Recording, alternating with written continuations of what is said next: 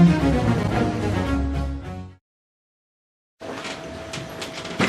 buenas tardes. Estamos aquí otra vez.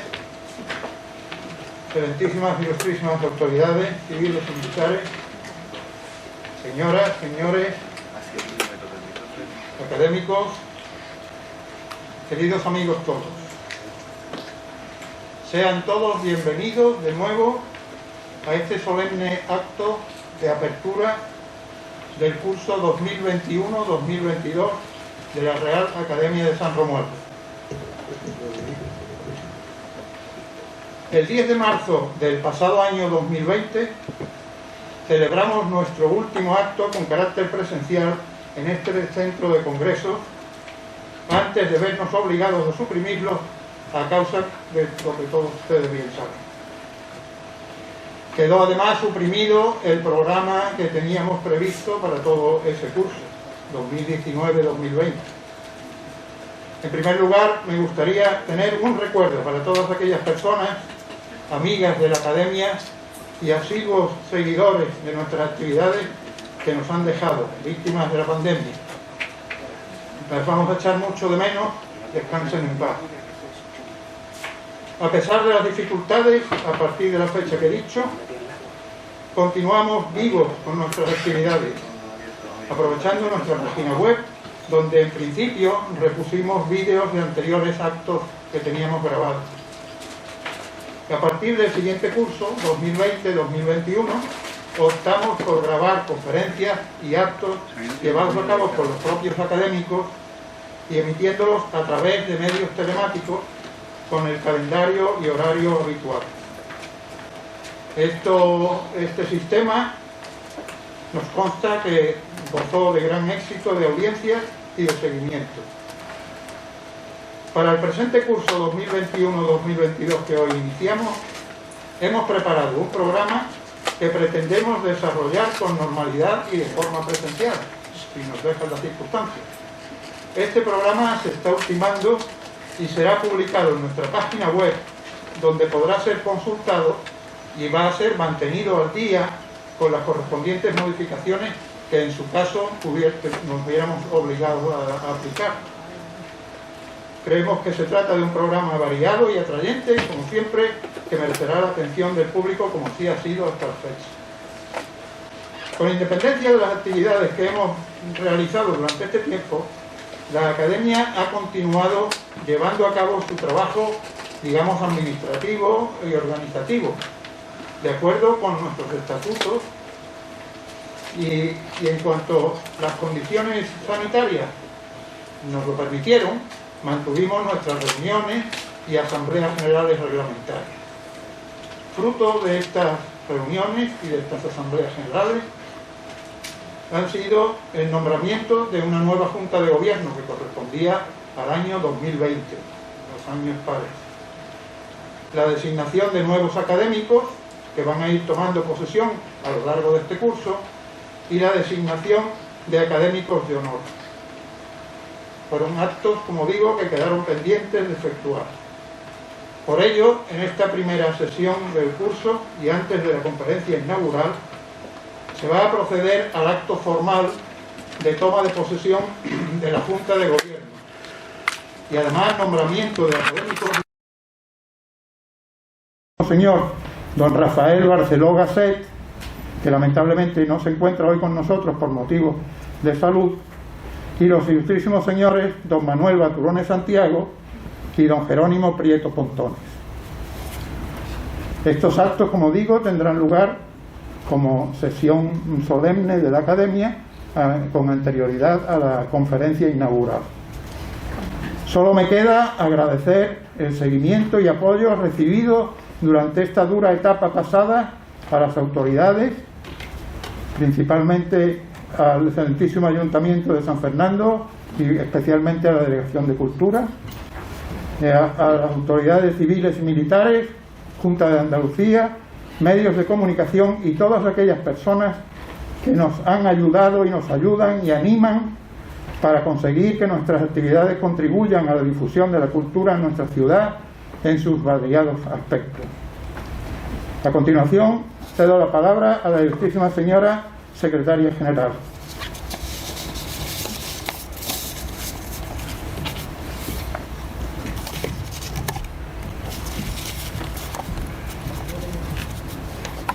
La Real Academia de San Romualdo de Ciencias, Letras y Artes de San Fernando les agradece su asistencia. ¿Perdón? No se oye. Sí, está conectado. Ahora sí. Pues decía que la Real Academia de San Romualdo de Ciencias, Letras y Artes de San Fernando les agradece su asistencia a esta sesión pública y solemne de la apertura del curso 2021-2022, en cuyo transcurso tomará posesión la nueva Junta de Gobierno. La secuencia del acto será como sigue. Entrega de altas credenciales a los miembros de la nueva Junta. Seguidamente, nombramientos de académicos de honor al excelentísimo señor don Rafael Barceló Gasset y a los ilustrísimos señores don Manuel Eugenio Baturones Santiago y don Jerónimo Prieto Pontones. A continuación tendrá lugar la conferencia inaugural a cargo este año de la excelentísima señora doña María del Carmen Cózar Navarro. Según el artículo 19, título 4 de los estatutos que rigen esta entidad, en el cual se dispone que la renovación de la Junta de Gobierno tenga carácter bienal, en la pasada Junta General Extraordinaria celebrada el pasado 14 de octubre de 2020 queda como sigue. Excelentísimo presidente, excelentísimo señor José Enrique de Benito de Ronzoro.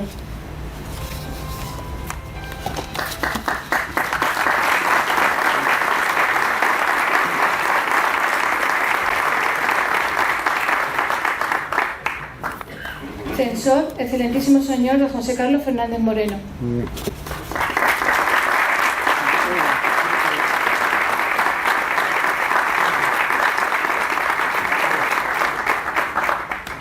Vicepresidente don Juan Torrejón Chávez.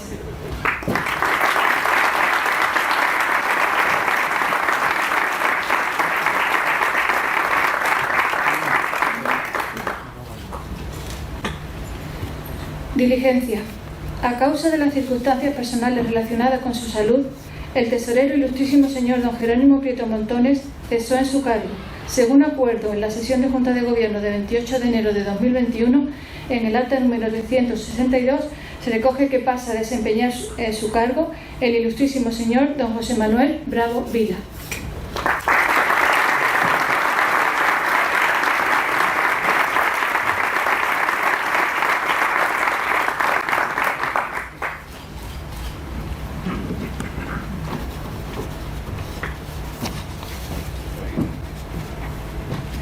Bibliotecario, ilustrísimo señor don Juan Manuel García Cubillana de la Cruz.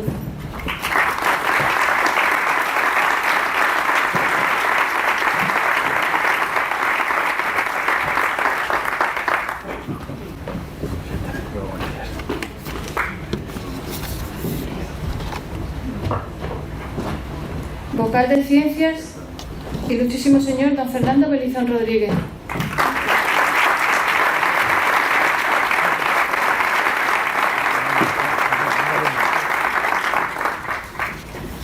Vocal de Letras, ilustrísima señora doña María Elena Martínez Rodríguez de Lema.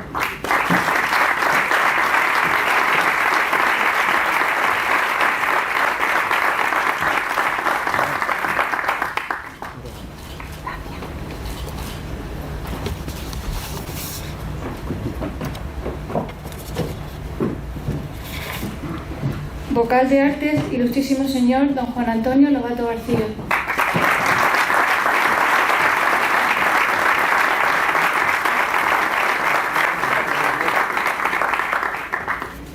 Y secretaria general Adelaida Gómez Benito.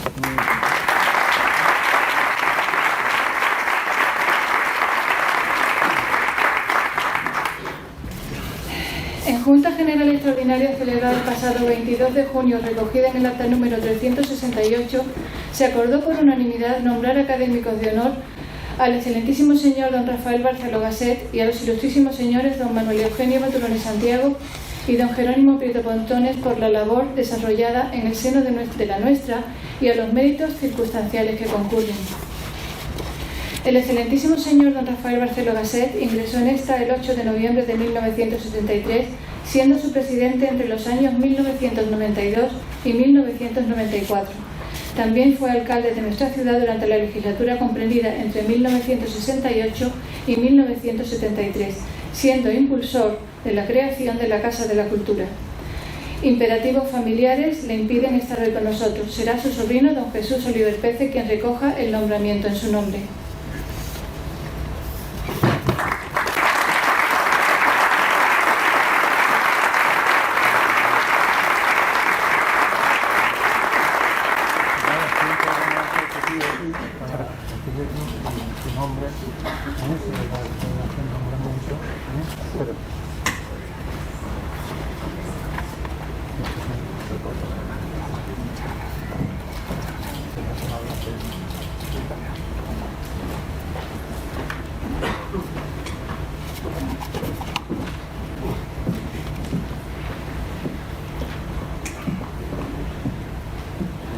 Don Manuel Eugenio Baturones Santiago ingresó en esta el 31 de mayo de 1994. Como oficial de la Armada, ha logrado compatibilizar su tiempo con la historia naval, la isleña y con tantos datos aportados a cuantos se los hemos solicitado, y como no a nuestra academia, donde ha colaborado desde su ingreso desempeñando en la Junta de Gobierno los cargos de vocal adjunto a Secretaría y Protocolo, bibliotecario y vicepresidente.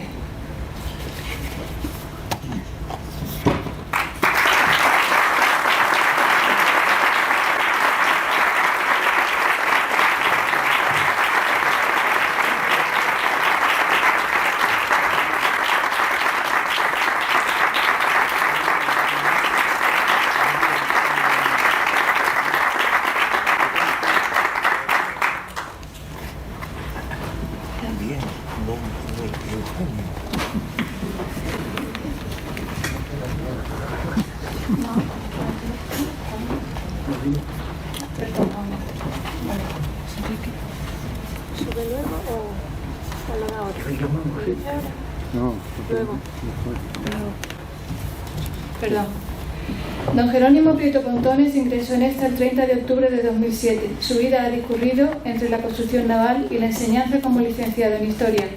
Su colaboración con la Academia ha sido intensa, ya que ha desempeñado el cargo de tesorero durante 13 años.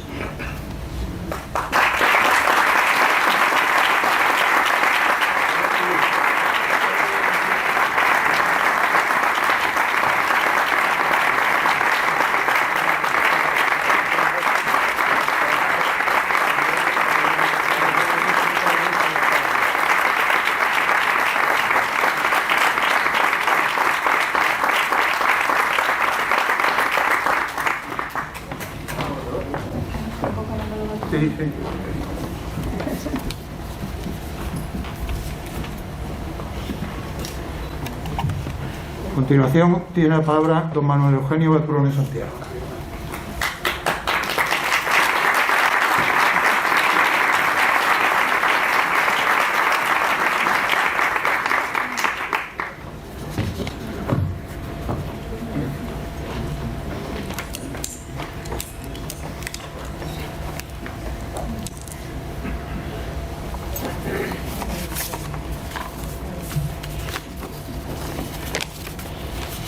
Don Avenida Presidente, por razones familiares sobrevenidas, no podrá acompañarnos esta noche don Rafael Barceló. Habíamos convenido con él, por razonadas razones, leyera las palabras de agradecimiento en nombre de los tres nombrados. En esta circunstancia, seré yo el que os leerá lo que tenía previsto para el acto. Excelentísimas autoridades, ilustrísimos señores y señoras académicos, señoras y señores y querida familia. En nombre de mis compañeros don Manuel Baturones y don Jerónimo Prieto, y en el mío propio, quiero manifestar nuestro agradecimiento a tan generoso nombramiento de académico de honor. Recibimos con cierta sorpresa el acuerdo de esta academia de fecha 21 de junio del año 2021. Fue una sorpresa agradable, y más en estos momentos en que parece que las noticias nos asedian y casi siempre son agresivas, pero hay excepciones y esta es una de ellas. Hoy damos gracias a Dios que nos permite estar aquí con ustedes en este acto tan grande para nosotros. Pero hablemos un poco de la historia de esta academia. Han pasado 67 años desde aquel día de 1954 que se fundó esta academia, y aquel germen se ha desarrollado en lo que hoy es convirtiéndose en pieza fundamental de la ciudad, de la isla, como nos gusta llamarla. Fue un pequeño grupo de personas entusiastas las que promovieron y llevaron a buen fin la creación de esta institución en San Fernando. Y hoy les proponemos investigar y recordar los nombres de aquellas personas, pues seguramente en los archivos municipales de aquella fecha podrán encontrarse estos datos. Ellos tomaron esta iniciativa y hoy podemos disfrutar de esta institución. Un homenaje y recuerdo de estas personas podría ser el colofón de este trabajo de búsqueda de los archivos municipales. Y también en este homenaje estimamos que podría incluirse al alcalde de San Fernando de aquella fecha, don Francisco García Raez, pues seguramente su apoyo favorable fue decisivo para la aprobación de esta iniciativa. Son ya 67 años de vida activa y eficaz, difundiendo la cultura en San Fernando, a todos los isleños, sin ninguna excepción. La historia, la ciencia, la literatura, el arte, en todos sus aspectos, han sido objeto de su consideración. Un abanico amplio de culturas saludables, sin haber olvidado nuestras raíces estilianas, lo que contribuye a una vida verdaderamente fraterna de todos los isleños. Hoy, la Real Academia de San Fernando goza de gran prestigio y sus actividades son muy consideradas por todos los ciudadanos de San Fernando. Otro punto a destacar y que llama mucho la atención es el altruismo de los académicos. Nadie viene aquí a beneficiarse de la institución. Todos vienen porque es un medio de difundir la cultura y de servir al pueblo. Es la gran misión de los miembros de esta academia, de aquí que sean tan queridos y valorados por los ciudadanos y por las autoridades que rigen la ciudad. Y cumpliendo esta misión de servicio a la comunidad, quiero especificar que en los años que estuve de presidente de esta institución hubo dos miembros de la Junta Directiva que destacaron en este objetivo: el vicepresidente don Juan García Cubiana, aquí presente, y el secretario don José María Cano Tío, que en paz descanse, a los que quiero mostrar mi agradecimiento. Hoy podemos decir que la Academia está en su plenitud de desarrollo y ha llegado a su mayoría de edad. Pero no podemos olvidar que para llegar a esto ha tenido que pasar por las etapas de crecimiento que siempre son críticas en cualquier fenómeno vital. No obstante, siempre se ha visto un gran interés de los académicos por llevar adelante la misión de difundir la cultura en todos sus aspectos, por lo que agradecemos la labor desarrollada a todos los que nos han precedido. A este respecto queremos destacar la etapa en la que fue presidente don Alberto Ortelledó, que por su sencillez y buen trato marcó una forma de desarrollo para esta academia. Queremos destacar también que para difundir la cultura un elemento fundamental es el lenguaje, medio especial para expresar las ideas y los conceptos, y nosotros disponemos de esa gran aportación básica que es la lengua castellana.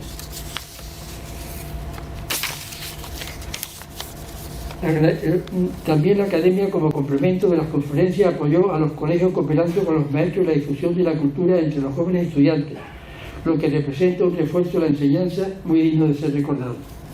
Por otra parte, tenemos este concurso anual internacional de cuentos Puentes Versos, que se convoca todos los años y que da a la Academia una difusión internacional de gran prestigio, al mismo tiempo que da oportunidades a los escritores para su promoción.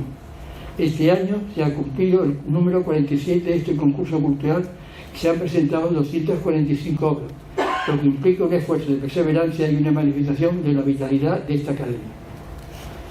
Y para terminar, no podemos dejar de proponer un tema que podría ser objeto de algunas conferencias, tema que es fundamental para nuestra vida. Se trata de abordar el tema de cómo se ven los tiempos actuales a Dios como creador del universo y de la humanidad. Pues parece que en la actualidad hay una tendencia a abandonar el tema de Dios como tema de la sociedad y dejarlo al libre albedrío y cada persona, cuando en realidad es un tema de gran importancia para la convivencia social. Si nos fijamos en los pueblos que predomina el cristianismo, con el añadido de que Dios es nuestro Padre, se ratifica este criterio cada vez más acentuado. Creemos que la Academia podría plantearse este tema que estimamos trascendental. Hasta aquí la lectura de lo propuesto por el señor Barceló. Y para terminar, en nombre de los tres académicos, reiterar nuestro enorme agradecimiento. Hemos procurado servir a la Academia con entrega y dedicación, y esta ha debido ser la respuesta de este nombramiento de académicos de honor, en la seguridad que seguiremos disponibles dentro de nuestras posibilidades para cuanto sea en agradecimiento de nuestra querida Academia. De nuevo, muchas gracias, mi querido presidente, y a toda la Junta por tan feliz nombramiento. Muchas gracias.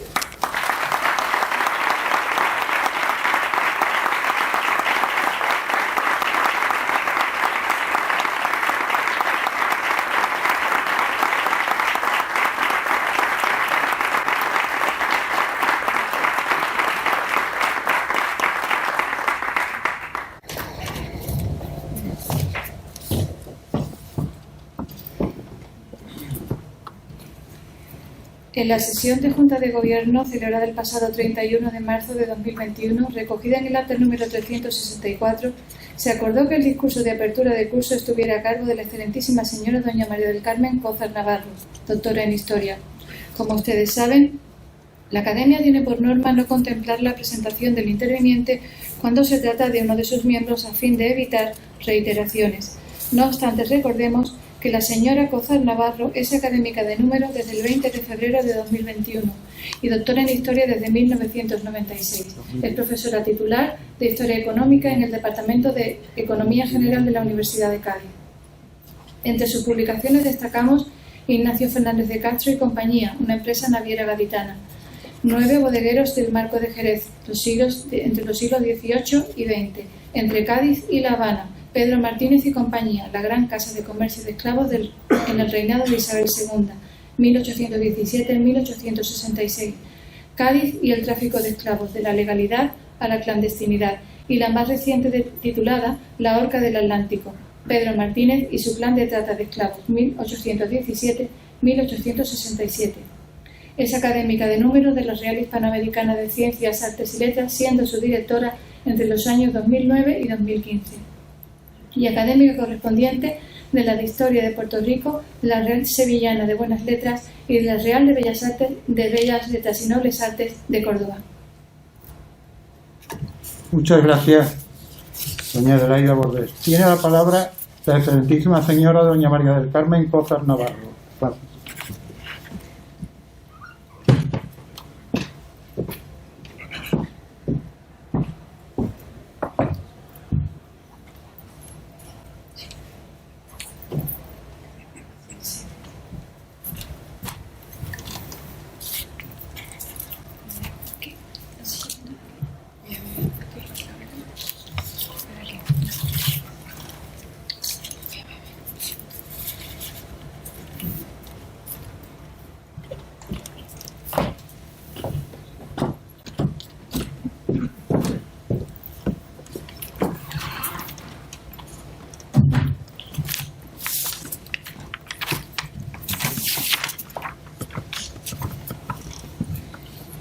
Excelentísimo señor presidente de la Real Academia de San Romualdo, excelentísimo comandante general de la Infantería de Marina, excelentísimo almirante del Arsenal de la Carraca, excelentísimo general del Tercio de Armada, dignísimas autoridades, excelentísimos e ilustrísimos académicos, queridos amigos.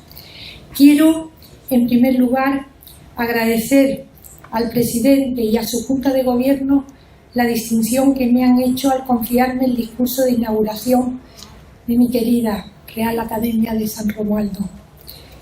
Es para mí un gran honor. Muchas gracias. Quiero, asimismo, aprovechar para felicitar a los 3 académicos de honor y a la recién elegida Junta de Gobierno. Mi más cordial enhorabuena. El primer tercio del siglo XIX es de una gran inestabilidad política. Los ataques británicos a la ciudad gaditana, la invasión francesa y luego la vuelta de Fernando VII en 1814 como rey absoluto, que coincidirá con los movimientos de independencia americanos que culminarán en 1825 con la batalla de Ayacucho. Durante este periodo, el comercio gaditano experimenta una gran decadencia en la que permaneció hasta que en 1829 el gobierno le concedió a la ciudad el privilegio de Puerto Franco. Desde ese momento y durante los 4 años que duró la concesión, la actividad mercantil y portuaria de Cádiz se incrementó. Cuando el puerto gaditano pierde el privilegio en 1832, la tendencia ascendente del comercio prosiguió al iniciarse la regencia de María Cristina y se mantuvo durante todo el reinado de Isabel II. Vamos a ver que entre los años 1830 y 1868, que es el reinado de Isabel II, Cádiz recupera parte de su antiguo esplendor. Entre las causas que explican este renacimiento podemos citar una coyuntura económica favorable, una cierta estabilidad política en el reinado de Isabel II, sobre todo si lo comparamos con la inestabilidad política de la etapa anterior.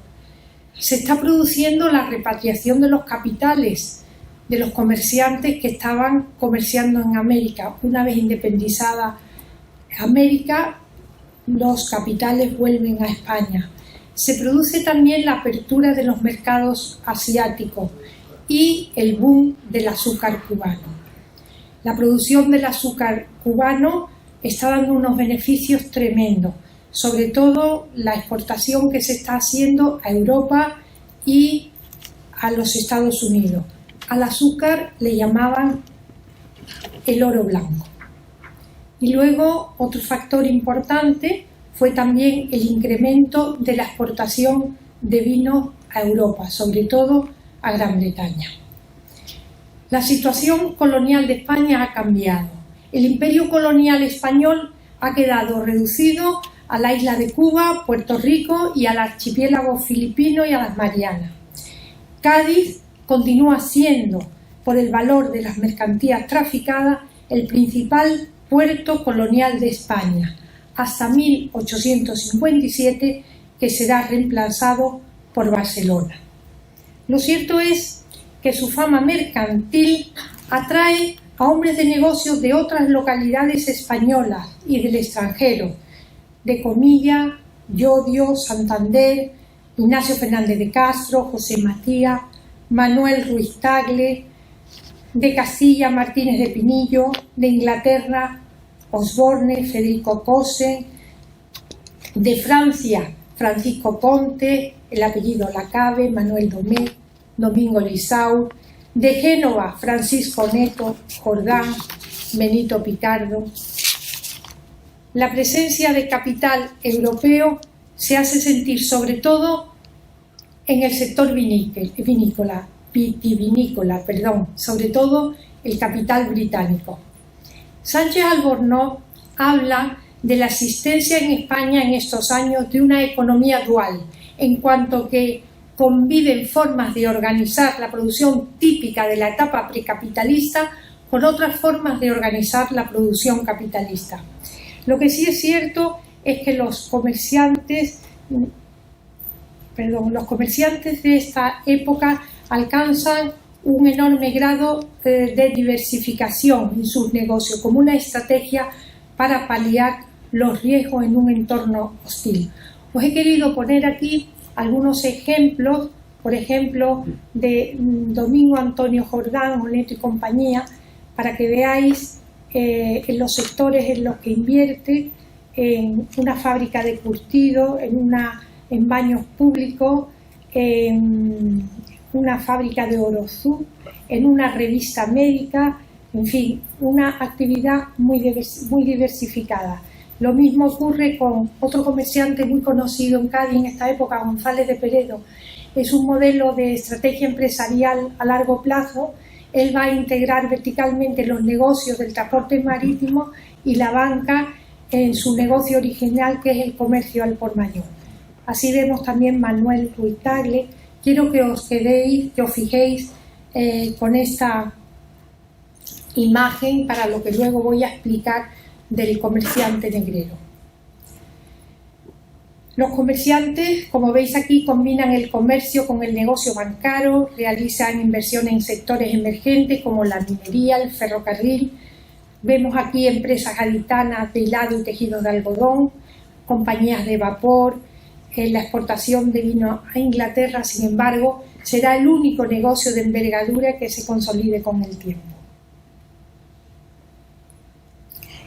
Lo que sí es cierto es que Cádiz, durante el reinado de Isabel II, se manifiesta como ciudad cosmopolita, abierta y liberal. El paisaje urbano de Cádiz se enriquece con las fantásticas casas de los comerciantes, coronadas con sus torres miradores. Un Cádiz culto, en el que son frecuentes las tertulias literarias, un ambiente intelectual en el que la mujer gaditana tuvo una participación activa, como nos narra Benito Pérez Galdós, cuando en sus episodios nacionales se refiere a la urbe gaditana. Como se sabe, era frecuente en Cádiz que las mujeres marginadas de los centros intelectuales por su condición femenina organizasen ya desde los inicios de la centuria decimonónica tertulias como fueron la de Margarita López de Morla, de tendencia liberal, la de doña Francisca Larrea, de carácter conservador, ambas muy conocidas y hasta famosas en la provincia gaditana.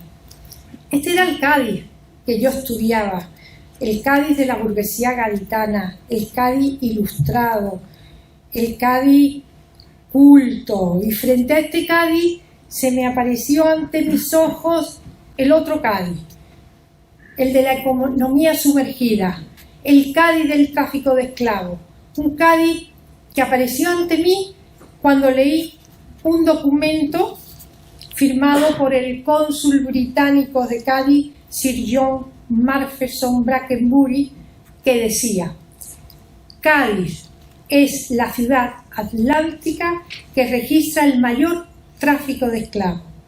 Me pareció de todo increíble, porque yo en mi investigación no había visto nada sobre este tema. Y claro, no había visto nada porque la trata, el tráfico de esclavos, era desde 1817 una actividad ilegal. Y por esta razón no aparecía en la documentación de protocolo. Además, este tipo de documentación solía destruirse para no dejar huella de la actividad ilícita. Efectivamente, los británicos, que habían sido los mayores esclavistas en las centurias anteriores, una vez acabada su industrialización, deciden en 1807 abolir el tráfico, y en el Congreso de Viena de 1815 plantean que todas las naciones procedan a su abolición. Y fue así como, a partir de 1815, los británicos van a llevar acuerdos con las naciones de Europa para abolir el tráfico de esclavos. He puesto esta diapositiva para que veáis cómo los ingleses hacían el tráfico de esclavos. Era un comercio triangular. Los buques partían de los puertos británicos, los buques cargados de mercaderías europeas y británicas, y bajaban a la costa de África, y allí hacían un negocio de trueque y cambiaban estas mercaderías por esclavos. Los buques cargados de esclavos se dirigían a América del Norte porque iban a ser vendidos para ser utilizados como mano de obra en las plantaciones de algodón y en los cafetales. Los buques, una vez que dejaban a los esclavos, pues cargaban el buque de ron, azúcar y tabaco y volvían a los puertos británicos. ¿Qué es lo importante?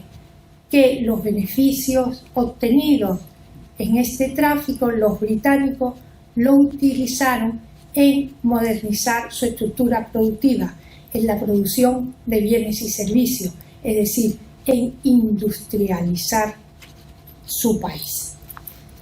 Una vez, como ya os he dicho antes, que ellos han alcanzado la industrialización, deciden abolir este tráfico y, vuelvo a repetir, en el Congreso de Viena le plantean a todas las naciones la necesidad de abolir este tráfico.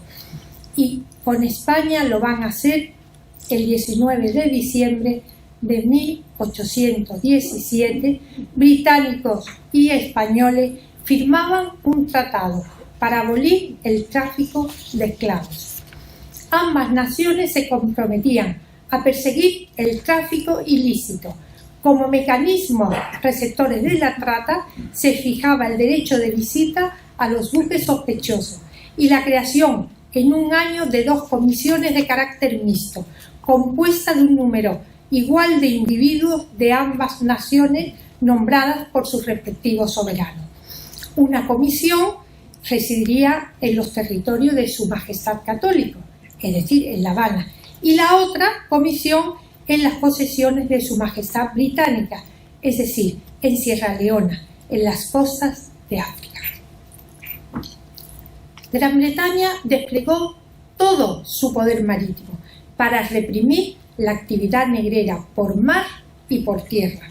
Muy pronto, en 1819, la Royal Navy estableció un apostadero en Freetown, Sierra Leona, que serviría de base de estacionamiento a su escuadra que va a estar vigilando la zona del África del Oeste. Eso era una formación naval constituida por unidades navales útiles que desde la década anterior venía operando desde Portsmouth en las costas africanas. Su misión sería ahora perseguir a los buques negreros en el Atlántico Norte, destruir las factorías en tierra firme y liberar a las personas sometidas a la esclavitud. Después de este tratado, vamos a ver que los comerciantes españoles, franceses, holandeses, acostumbrados a hacer este tráfico que les daba unos enormes beneficios, continuarán haciendo el tráfico pero en la clandestinidad. Y este fue el caso de Pedro Martínez, que fue, junto a Pedro Blanco, dos de los grandes negreros de la primera mitad del siglo XIX. Pedro Martínez nace en Soto de Campoo, Santander, el 12 de agosto de 1792. Fue importante para mí visitar la zona para ver dónde se había criado. Entonces vi la iglesia donde fue bautizado, la escuela donde aprendió sus primeras letras. Pero lo que sí es cierto es que, como tantos otros jóvenes de la región, debido a la precariedad económica y laboral que había en la zona, la pobreza, pues se vio obligado a emigrar a América en busca de fortuna y se va a dedicar a la actividad mercantil. Su trayectoria profesional se inicia como capitán de los buques que hacían el tráfico de carga entre La Habana y México, y en este tráfico llegó a acumular un importante capital por transacciones contrabandísticas exitosas. En 1820 su fortuna ascendía ya a 400.000 pesos fuertes, que son 2 millones de pesetas. Lo podéis traducir en euros. Pedro Martínez se casa por poderes con María Paz Sánchez Ayola, que era la hija de un español que había emigrado a Veracruz. Aquí tenemos el organigrama de sus padres y luego su matrimonio. El matrimonio se casa por poderes, pero se va a vivir a Cuba.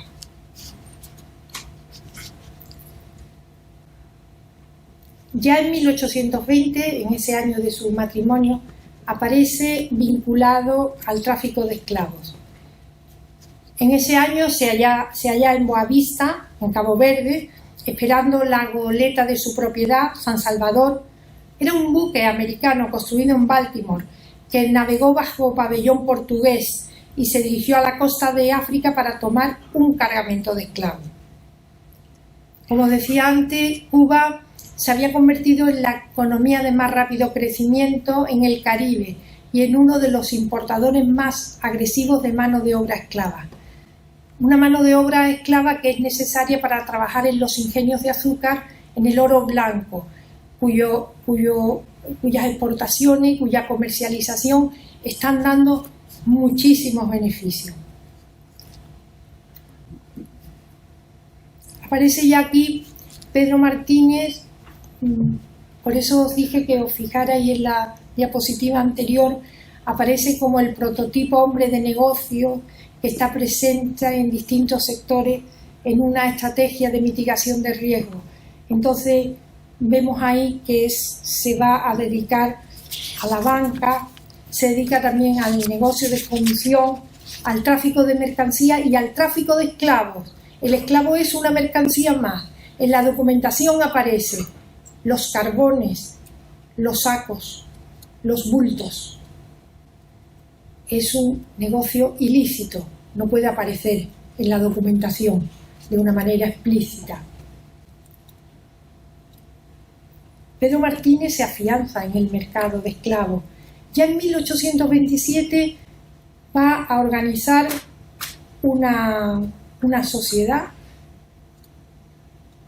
en La Habana que se va a llamar Martínez, Carballo y Compañía, y luego una sucursal en Matanzas al mando de unos amigos suyos, Pérez hermano.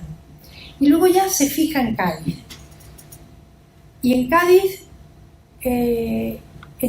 establece relación con un comerciante vasco, Pedro Felipe del Campo Lavarrieta, y forma con él una compañía que se va a llamar Campo Lavarrieta y Martínez, con 100.000 pesos fuertes, unas 500.000 pesetas. Ya él en esa época está pensando en su traslado a Cádiz. ¿Por qué?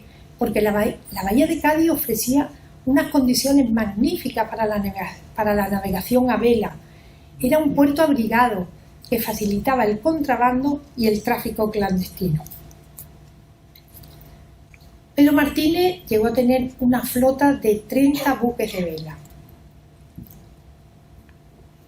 Aquí aparecen los buques de la casa Campo Lavarrieta y Martínez, que transportaron en tan solo 4 años un total de 3.104 esclavos de los 2.874 embarcados. Se embarcaron 3.104 y desembarcaron 2.874, porque muchos de ellos morían en la travesía, en las condiciones nefastas en que viajaban, hacinados y contraían enfermedades, y el índice de mortalidad era grande. Aquí aparecen los buques de la casa: María, la goleta María, el bergantín San Pedro alias Marinero, el bergantín Rosalía, la barca El Griego, la goleta William Gardner. En esta diapositiva aparece uno de los buques de la casa de Pedro Martínez, el Diligente. Se trata de una acuarela pintada por un tripulante del buque. Este buque aparece descrito en la obra de Baltimore Clipper de tal manera: con líneas largas, estrechas y elegantes, la armadura muy ligera, los panoles bajos de una longitud mayor que media cubierta, las vergas de proa tremenda para el tamaño del buque, y todo el diseño dominado por unas enormes dimensiones. Una de las innovaciones tecnológicas que durante esta época se va a imponer en el transporte marítimo va a ser el llamado clipper, que es un buque de vela con el aparejo que sea de un buque de vela, de goleta, de barca, de fragata, pero lo que tiene de especial es que el casco se construye con una gran capacidad de carga, pero es un casco muy afinado, con el objetivo de alcanzar largas distancias. Lo que sí es cierto es que Pedro Martínez y su socio en Cádiz, Pedro Felipe del Campo, eran muy conocidos. Los británicos conocían estupendamente las estrategias que ambos utilizaban para burlar a las autoridades. Falsificaban la documentación del buque y de la tripulación. Aprovechaban las crisis de gobierno para hacer el tráfico de esclavos, la guerra carlista, un cambio de gobierno. Las prácticas fraudulentas estaban a la orden del día, tanto en Cádiz como en La Habana. Las autoridades se dejaban sobornar fácilmente por los negreros. constantemente violan los tratados en los puertos receptores de esclavos. Fijaros bien lo que dice el cónsul británico en Cádiz, Brackenbury. Se quejaba constantemente a las autoridades españolas del incumplimiento por parte de los españoles del tratado. Asimismo, también se quejaban los comisarios británicos en La Habana, Mr. William y McClay. Cádiz era una prolongación de La Habana en lo económico y financiero, pero también en las prácticas corruptas. Aquí podréis leer: durante mis 6 años de residencia en Cádiz, nunca he tenido éxito por ninguna representación mía en hacer que un único buque de esclavos sea condenado, a pesar de las diversas protestas hechas por nuestra legación. Estas fueron desviadas de su propósito. Los comisarios británicos en La Habana denuncian a la goleta Gallito, Herculina, la Indagadora, y así muchas más. Lo que sí es cierto es, bueno, aquí pongo Cádiz, realmente es una prolongación de La Habana en lo económico y financiero, pero también en las prácticas corruptas. Os decía que lo que sí es cierto es que Pedro Martínez va conformando su clan. Confía sus negocios a los familiares y paisanos para los puestos de mayor responsabilidad. A Simón Pérez de Terán, que era su primo hermano, a sus sobrinos Cipriano López y Gabriel López, a su amigo Jerónimo Roy de la Parra, a su otro sobrino Pastor Pérez de Terán, a su amigo socio gaditano Felipe del Campo Lavarrieta. Confía sus negocios en personas amigas, en paisanos, y ya tiene establecido una red de corresponsales en las áreas donde va a realizar el negocio. Como veis, puntos importantísimos: Cuba, punto importante también Gran Bretaña, punto importante Cádiz y toda la costa de África. Y ya en 1831 Pedro Martínez decide su traslado a Cádiz y se va a instalar en esta casa gaditana de la calle Ancha, que hoy está en la Escuela de Enfermería. Debió ser una maravillosa casa, desgraciadamente por dentro no queda nada, solamente se conserva esta preciosa fachada, pero sí que es importante que ya tenía un capital importante, era un capitalista, un hombre adinerado, porque se va a establecer en el barrio de la burguesía, donde reside la burguesía gaditana. Con él van a convivir su familia cántabra, 3 empleados de la empresa y 7 personas del servicio doméstico. Su integración en la sociedad gaditana fue muy rápida. En 1836 se encontraba ya entre los mayores contribuyentes de la ciudad. Pedro se encuentra entre los grandes capitalistas, como os decía, de la ciudad. Fijaros bien el organigrama. Es el típico hombre de negocio. Él es accionista del Banco de Cádiz, pero no solamente es accionista del Banco de Cádiz, llegó a ser su primer director. Es accionista de la Caja General de Depósitos, se dedica al tráfico de mercancía y de esclavos. Tiene una sociedad anónima, Cádiz y Sevilla S.A., una compañía de seguro, un negocio de comisión, una compañía de seguros marítimos en La Habana.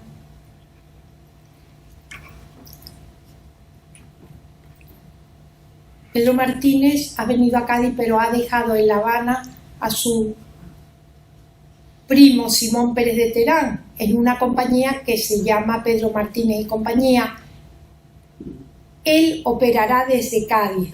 En Matanzas sigue ese establecimiento y la dirección en La Habana la lleva su primo Simón, pero él está ya en Cádiz. A estas alturas de mi investigación ya yo pensé que podía ser una semblanza de Pedro Martínez.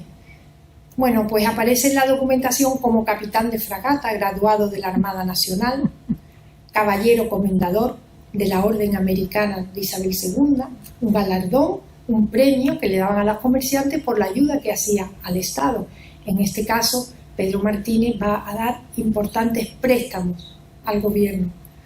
Militaba en el Partido Liberal Moderado. Este señor de aquí no es Pedro Martínez, es Narváez. La prensa se hacía eco de su patriotismo, de su generosidad, y realmente si estudiamos su testamento vemos que fue un hombre muy generoso. Antes de morir dejó mucho dinero a las instituciones benéficas gaditanas y a las instituciones benéficas de su pueblo, de Villa de Campó. Durante la vida ayudó a parientes que no gozaban no tenían dinero como él. Es decir, realmente él destaca por su labor benefactora. Pero fijaros bien lo que dice de él un inglés, un viajero inglés que llega a Cádiz, Terence Mount Hughes, y visita Cádiz, conoce a los gaditanos, habla de la elegancia y del buen vestir del hombre gaditano, pero sin embargo, fijaros lo que dice de Pedro Martínez. Pedro Martínez ha realizado el comercio de carne humana desde muy joven y ha realizado por el vil tráfico 3 millones de dólares. Era el más extenso e inverterado tratante de esclavos del mundo. Era un hombre muy común y de apariencia siniestra. Sobre su frente llena de surcos me parecía ver estampadas las iniquidades de su profesión. Físicamente le dice que se parece a una orca, con H, a una orca, porque era cargado de espaldas.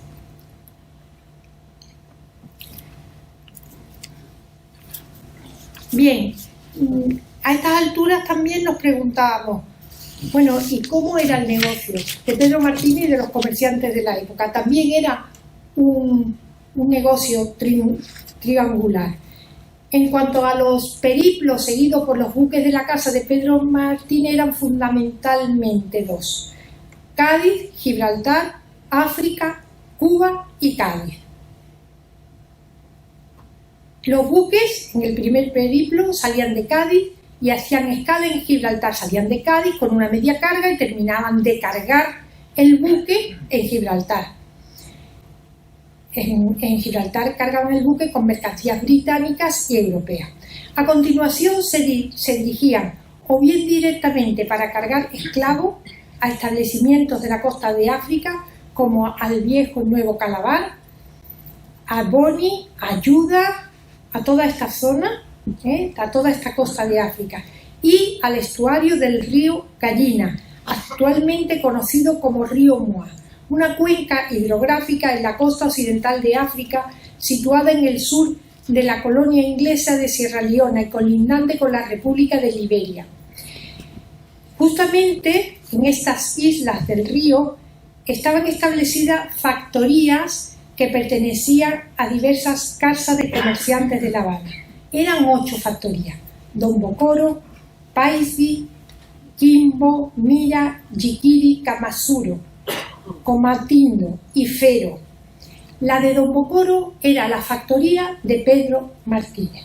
Eran establecimientos permanentes para alojar a los esclavos conforme fueran llegando, de manera que los barcos negreros no tuvieran que esperar ni dedicarse a largos regateos por los reyezuelos tribales. Los reyezuelos hacían guerras entre ellos para captar esclavos, prisioneros de guerra que lo vendían a los europeos, y esos serían los esclavos que iban a trabajar a los ingenios cubanos. Gallinas, esta zona se convirtió en uno de los principales centros de la trata prohibida y en el mayor suministrador de esclavos negreros, cubanos, brasileños y estadounidenses, en plena era de la abolición. Los factores de aquellas localidades hacían el negocio de trueque con los reyezuelos del lugar, cambiando con ellos las mercancías. ¿Qué mercancías eran? Pólvora, vino, aguardiente, telas, armas, sal.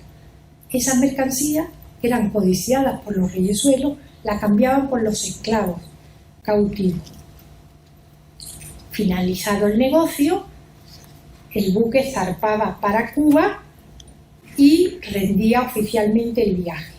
No sabemos con certeza los detalles de la manera que los Martínez alijaban su carga de esclavos por la costa.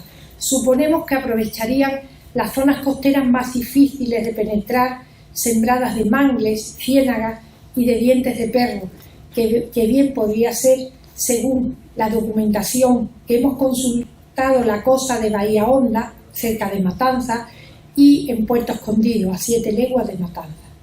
Lo que sí sabemos es que en esa zona de La Habana contaban con factores en la costa que se encargaban de llevar a fin el buen negocio. Desalojado el buque de esclavos, el buque entraba en el puerto del lastre y de inmediato los Martínez preparaban el buque, una nueva expedición, y lo destinaban a Cádiz con mercancía y pasaje, o bien lo enviaban con mercancía de nuevo a la costa de África. Se repetía el mismo ciclo, pero el buque volvía en viaje redondo y volvía a Cuba.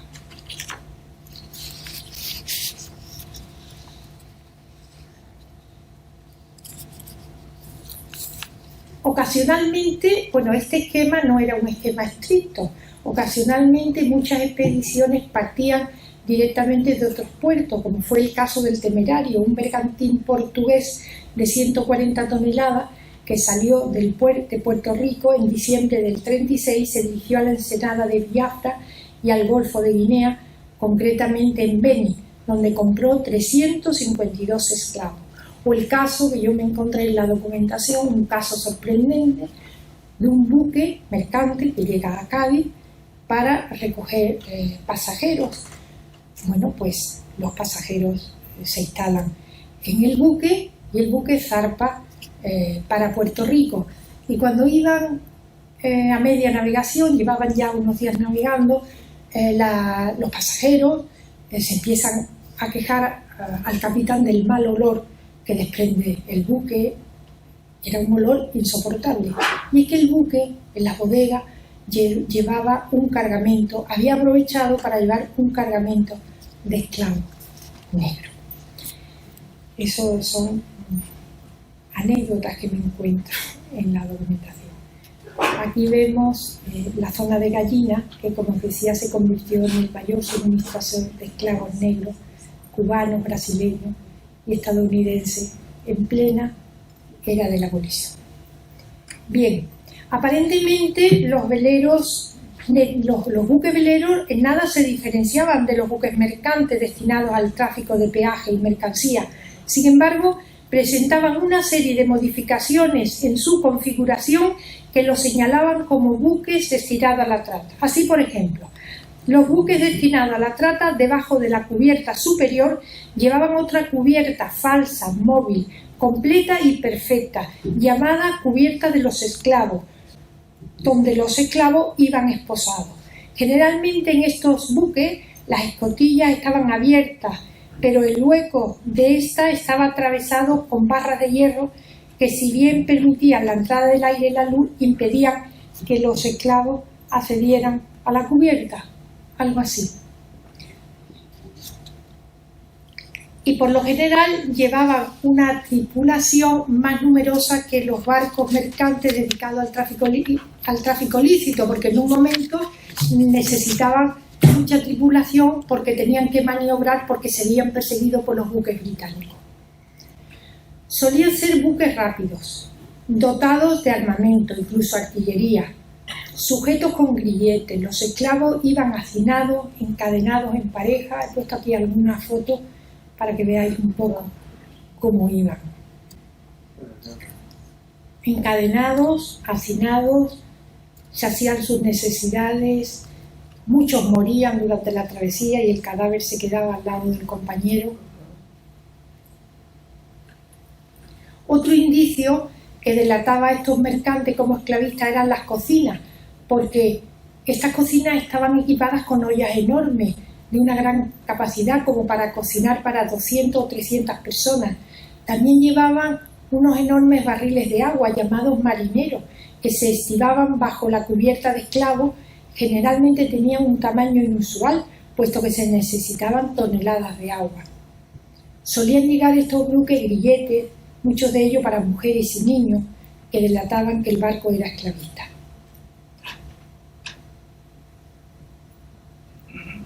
Y realmente es que era un negocio muy arriesgado, pero que daba unos beneficios enormes. Entonces, a ellos les merecía la pena correr el riesgo. El precio de los negros de primera talla y de edad de 20 a 30 años en las factorías de África era de unos 15 duros. A lo más, y transportada a la isla de Cuba, se compraba por 400 duros. Pues bien, este precio se multiplicó por 6. Lo que sí es cierto es que ante los comportamientos, ante las mentiras de los comerciantes, vamos a ver que los británicos van a endurecer, van a intensificar la vigilancia, tanto en la costa occidental de África como en las Antillas. Espías y agentes británicos desplegados por la isla están constantemente denunciando ante las autoridades a cualquier persona que colaborara con estos desembarcos clandestinos. Y a partir de esta fecha Pedro Martínez comenzó a tener problemas, empezó a tener dificultades. Una primera dificultad fue la crisis interna en la sociedad que tenía en La Habana. Había desavenencia entre los socios. Luego los ingleses endurecieron más la persecución y firmaron con los españoles otro tratado en 1835. Según este tratado, se podía, un buque de la Armada Británica y española, por supuesto, podía detener a un buque solamente si se sospechaba que era un buque esclavista. No era necesario que llevara embarcado esclavos. Entonces, bueno, pues fueron los buques de la Armada Británica,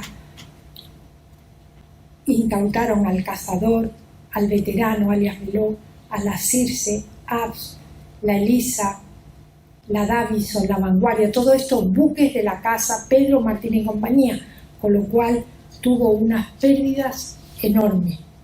Por otra parte, en esa fecha los británicos incendiaron la factoría negrera de Pedro Martínez en Don Bocoro, en Río Gallina.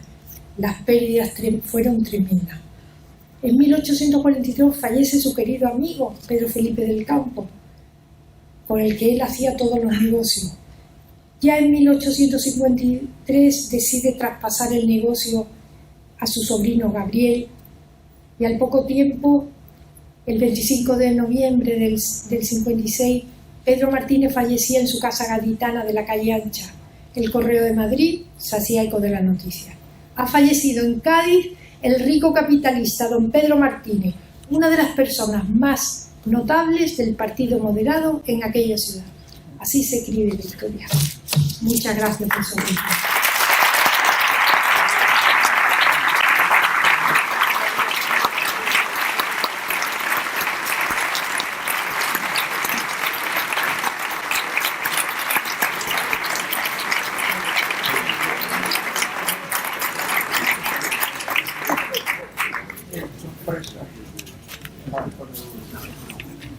Bueno, interesantísima conferencia la que nos ha preparado doña Carmen Coza, y además interesantísima y sorprendente, ¿verdad? Porque denota un gran trabajo de investigación, y porque, claro, es una cosa impensable casi, hay que investigar mucho y hay que estudiar mucho para sacar todas estas cosas. Enhorabuena, creo que ha sido una magnífica conferencia para la inauguración de este curso de la Academia de San Romualdo. Muchas gracias. Yo te quiero hacer entrega. No recuerdo. Este es Muy bien. Muchas gracias. Muchas Muchas gracias. gracias.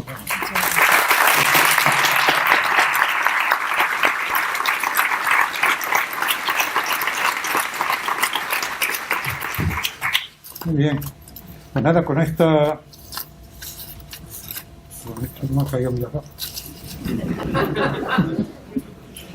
esta conferencia queda inaugurado el curso 2021-2022 de la Academia de San Romualdo. Agradezco la presencia de las autoridades civiles y militares, delegada de Cultura, generales, almirantes y demás compañeros académicos, y a todos ustedes. Muchísimas gracias por su asistencia, que veo que, en fin, que retomamos la concurrencia habitual que concitan los actos de la Academia. Muchísimas gracias a todos por su asistencia. El próximo acto de la Academia será una conferencia que lleva por título Serendipias en el Corazón, que será el 26 de este mes, el 26 de noviembre, 26 de octubre. Y la va a dar don José Manuel Revuelta Soba, que va a hablar nos dirá que no fumemos y que no tomamos estos chicharrones ni nada de eso. Muy bien. Bueno, pues les espero aquí el próximo día también. Muchísimas gracias y enhorabuena de nuevo a la doctora Costa.